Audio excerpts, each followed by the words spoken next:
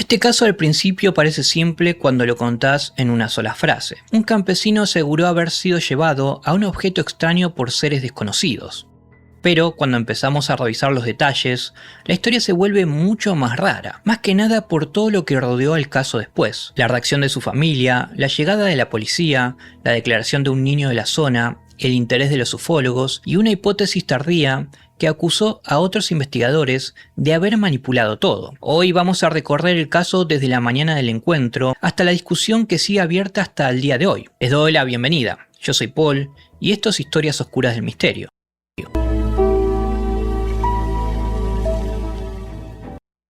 La mañana del 10 de mayo de 1978, nuestro protagonista, Jan Wolski, volvía a su casa en una carreta tirada por un caballo. Era un hombre grande ya, tenía 71 años y vivía en Emilcin, una pequeña localidad rural de Polonia. La rutina de Jan era la de cualquier campesino de la zona.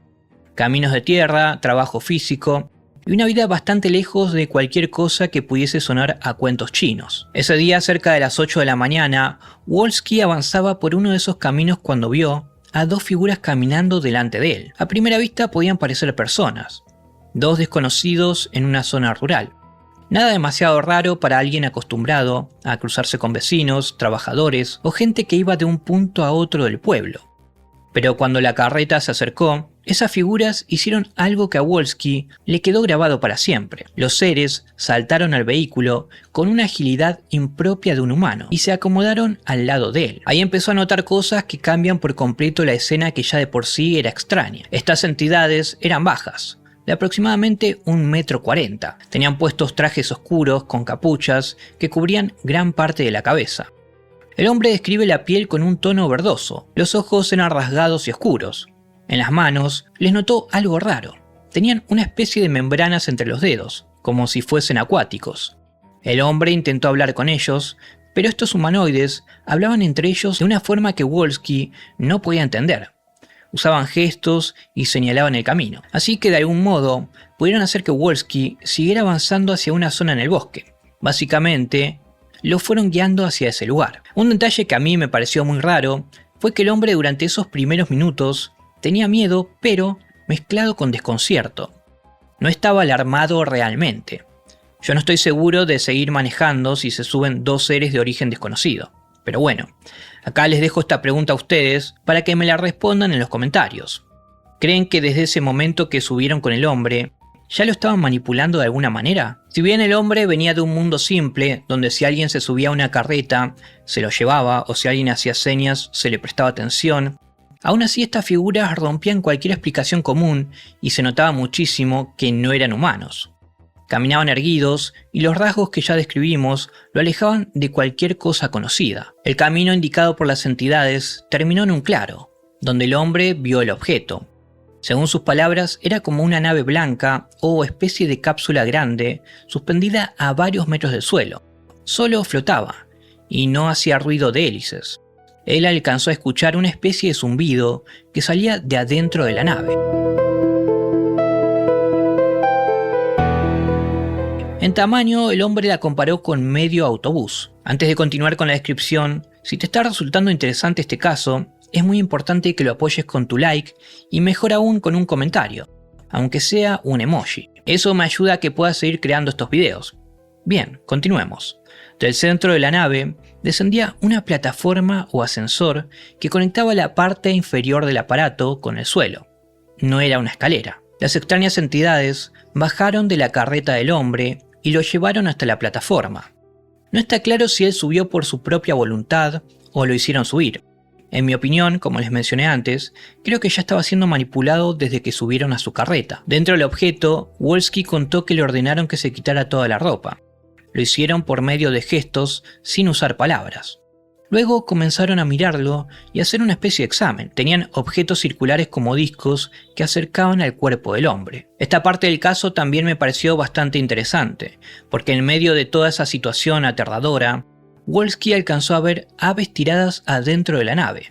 Mencionó que eran alrededor de 10 cuervos, que aleteaban y movían sus patas, pero, al parecer, o estaban heridos o inmovilizados porque no podían pararse y mucho menos volar. La escena completa es bastante turbia y absurda a la vez.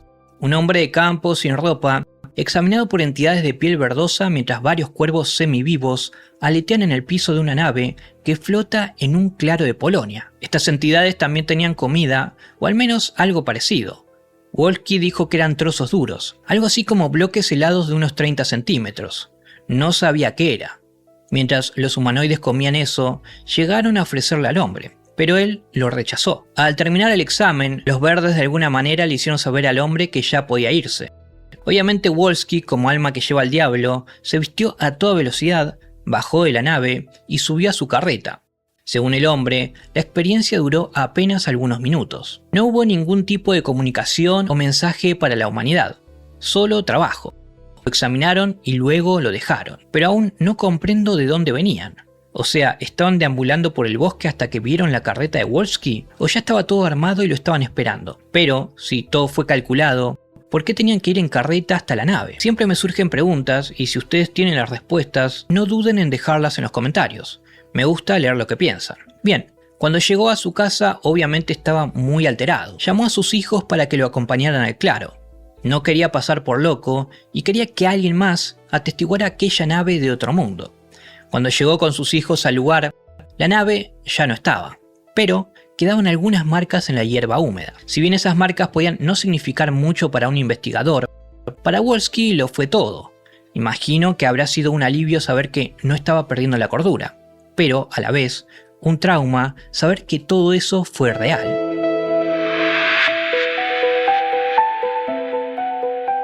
El caso finalmente llega hasta la Milicja, que es la policía de la Polonia de ese tiempo. Los agentes hicieron su trabajo, fueron hasta el lugar para revisar el terreno y hablaron con Wolski. También llegaron algunos investigadores del fenómeno ovni a hablar con el hombre. De boca en boca, la historia empezó a moverse por todo el pueblo, hasta que finalmente llegó a la prensa. En junio de 1978, la historia ya había sido publicada en varios medios polacos. Pero antes de seguir avanzando, vamos a hacer una parada obligada para tener más contexto del lugar y la época. Polonia en 1978 seguía bajo el régimen comunista. Había control estatal, tensión económica, escasez, prensa limitada y una vida pública muy vigilada. Emilsin, por su parte, era un entorno rural, bosques y campos tranquilos. Estamos hablando de un campesino de 71 años que vuelve en carreta. Dice haber sido llevado a una nave por dos seres de piel verdosa. El relato realmente podría haber sido tapado con otras noticias o tildado al hombre de fantasioso, pero pasó algo para que esto no sucediera. Un niño de la zona, Adam Popiolek, de unos 6 años, declaró haber visto un objeto volador sobre el bosque aquella misma mañana. Su testimonio no incluía humanoides, era bastante más limitado, pero aportaba algo importante. Wolski no quedaba completamente solo en la jornada del fenómeno, y que no haya un único testigo, les aseguro que suma muchísimo en casos como estos. De hecho, ese punto hizo que los propios investigadores ufológicos prestaran más atención. Wolski era el testigo principal, obvio, todo dependía de su relato, pero el niño agregaba una pieza externa. Pequeña y discutible, sí, pero, como mencioné antes, reforzaba la visión del hombre. Aún así, a Wolski se lo evaluó psicológicamente. Según los informes que leí, el especialista encontró un hombre mentalmente estable, con baja sugestibilidad y sin motivación al menos evidente para inventar una historia así. Esto tampoco prueba que una nave haya flotado sobre Emilsin, pero sí hace más difícil descartar el caso sin más. En cuanto a su entorno, los vecinos lo consideraban una persona honesta. Un hombre de campo, generalmente reservado, o sea de perfil bajo, y que nunca buscaría tener fama. Si nos basamos en todo lo que sabemos, el testigo no encajaba con la imagen del fabulador profesional, que tal vez sí cabe en otros casos. Además, recordemos su edad. Era un anciano rural contando algo demasiado raro, con una seriedad que inquietó a quienes lo escucharon. Pero luego vino una expansión y se suma otro personaje importante al caso. Estoy hablando del ufólogo Czesław Blania. Él fue de los primeros en investigar el caso, entrevistó al hombre y difundió el relato en medios y conferencias.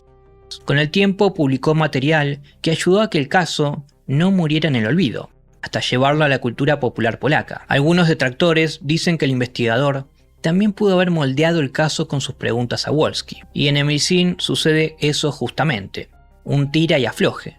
porque si bien tenemos un relato fuerte de abducción y un segundo testigo viendo la nave, a la vez la documentación oficial de la Milikha jamás fue desclasificada completamente. Aún así, el caso tuvo un peso enorme. A fines de 1978, la televisión pública polaca emitió un documental sobre el incidente. La revista Relax lo convirtió en cómic. Y en los años siguientes, Emilsin entró en libros, programas, charlas y archivos especializados. Para la ufología polaca se volvió casi una pieza fundacional. El gran caso local. El encuentro cercano del cuarto tipo que Polonia podía tener sobre la mesa cuando se hablaba de abducciones. Viajantes, llegamos a la parte escéptica. No se enojen, pero debo mencionarla para enriquecer más el relato. Décadas después, el investigador Bartosz Dulowski revisó los archivos y propuso una hipótesis explosiva. Según esta, todo el caso había sido producto de una especie de conspiración interna entre ufólogos. En esa lectura se menciona a Witold Warzonek, otro investigador, acusado de haber hipnotizado secretamente a Wolski para implantar recuerdos falsos. Y te preguntarás, ok, ponele que todo fue inventado, pero ¿y el niño que vio la nave? Bien, para eso también tienen una respuesta. Según ellos, el niño también fue influenciado durante toda la investigación. Son acusaciones serias. Si fueran ciertas, el caso dejaría de ser una abducción y pasaría a ser algo también bastante oscuro, un experimento psicológico informal. Pero esa hipótesis escéptica apareció muchos años después. Depende bastante de testimonios tardíos y documentos reinterpretados, y en mi opinión no tiene mucho sentido. Debo mencionar que en esta historia también tenemos helicópteros, no es broma. Hay una hipótesis militar donde se planteó que Wolski pudo haber visto un helicóptero o una prueba secreta. Polonia tenía actividad militar y el secretismo de la época alimenta cualquier lectura de ese tipo. Bajo esa teoría, los seres eran simplemente pilotos con trajes o máscaras raras, y la nave flotando sería una aeronave convencional mal interpretada. También mencionan a los cuervos diciendo que habrían quedado aturdidos por algún efecto del rotor o el ruido. Siendo honestos, en mi opinión, es una teoría más absurda que la anterior. Pero no por capricho, sino porque tiene muchos huecos. Supongamos que todo eso es cierto. Hay muchas partes que no tienen explicación. Por ejemplo, ¿por qué le quitaron la ropa? ¿Qué eran esos discos que pasaron por su cuerpo? Además, no justifican ni el alimento extraño y mucho menos el detalle que vio Wolski en las manos de estos seres, que tenían membranas. También se propusieron hipótesis psicológicas, un sueño vívido, una experiencia alterada o un episodio de confusión. Pero Wolski reaccionó de inmediato, mandó a sus hijos al lugar, llamó a la policía y sostuvo su relato durante años. Además, la evaluación psicológica no lo presentó como alguien fuera de eje. Podía estar equivocado, claro, todo testimonio humano puede estar equivocado, pero el caso no se reduce fácil a un momento de delirio. Wolski falleció en el año 1991 sin retractarse ni una palabra de su relato. Eso también es importante, porque nunca apareció una confesión del estilo "lo inventé".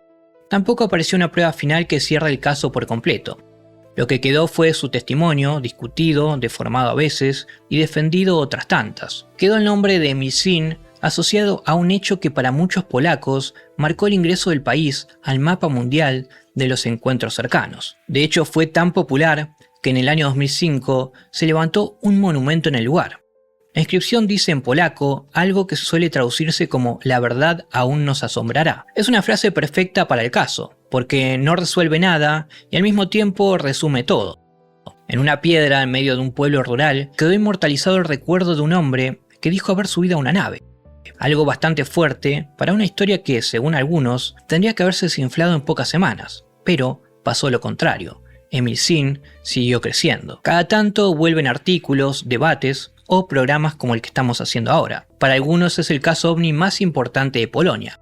Para otros es un ejemplo de cómo un relato puede convertirse en mito cuando pasa por demasiadas manos. Y capaz ahí está lo más interesante, porque Emilsin permite las dos lecturas al mismo tiempo. Cada dato parece empujarte hacia un lado, hasta que aparece otro y te obliga a mirar de nuevo. La Milikha, por su parte, actuó como podía actuar una policía en ese contexto. Según versiones posteriores, la conclusión oficial habría sido que Wolski probablemente imaginó o soñó el episodio, pero como mencioné antes, los documentos completos no están disponibles para el público, y eso deja un agujero enorme. En un caso como este, el expediente original sería oro puro, ¿Qué dijo exactamente Wolski el primer día? ¿Qué midieron los agentes? ¿Cómo describieron las marcas? ¿Y qué pensaron antes de que el caso se volviera famoso? Hay una parte humana que debo mencionar. Obviamente después del incidente, Wolski se volvió conocido, algo que per se no es bueno del todo. Si bien algunos lo admiraban, muchos otros se burlaban de él. Para un hombre de 71 años, de un pueblo chico, eso debió ser una carga bastante pesada. Pasar de la vida rural tranquila al interés de ufólogos, periodistas y curiosos no es poca cosa. Aún así, mantuvo su historia. No apareció como alguien haciendo fortuna con el caso y no se transformó en empresario del misterio. Él siguió siendo Jan Wolski, el campesino de Milsin. Este poblado sigue apareciendo cada vez que se habla de los grandes casos ovni de Europa, ya no solo de Polonia. Lo que vivió Jan Wolski duró apenas unos minutos, pero alcanzó para dejar una marca enorme. En Polonia quedó como su relato de abducción más famoso, y para el pueblo se transformó en algo imposible de separar de su propia historia. Quizás por eso el monumento tiene tanta fuerza, porque reconoce que algo quedó ahí. Una historia, una herida en la rutina del pueblo o una pregunta estancada en el paisaje. La verdad aún nos asombrará, dice la inscripción. Y en Milsin esa frase funciona como una advertencia, porque si Wolski contó la verdad, entonces aquella mañana 2 visitantes bajaron a un camino rural polaco y se llevaron a un campesino por unos minutos. Pero si todo nació de una mentira o de una manipulación, igual queda una parte difícil de explicar. ¿Por qué un relato tan raro, contado por un campesino de un pueblo chico, terminó sobreviviendo casi medio siglo?